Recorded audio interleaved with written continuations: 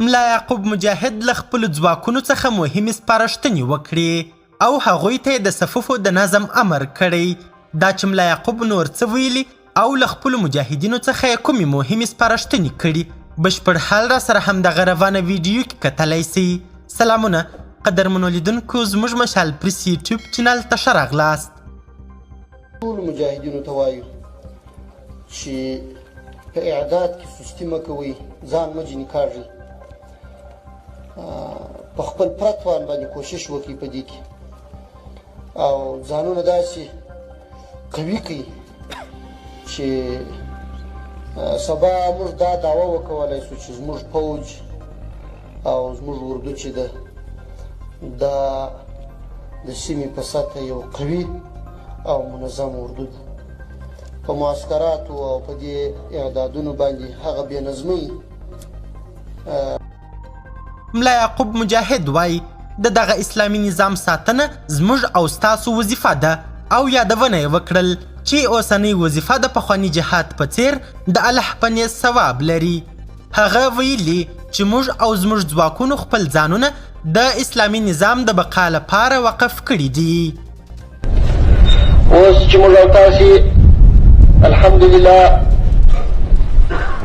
نظام ترلاسه کړی دی، حکومت مو قایم کړی دی او یو شرعي او اسلامي نظام د افغانستان پر خاوره باندې حاکم دی.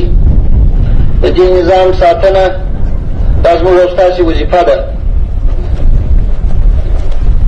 د دې نظام تقویه دا زموږ او ستاسې وظیفه ده.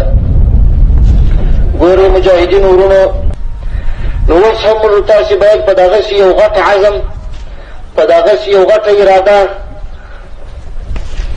دغه اوسنی خدمت وکړو.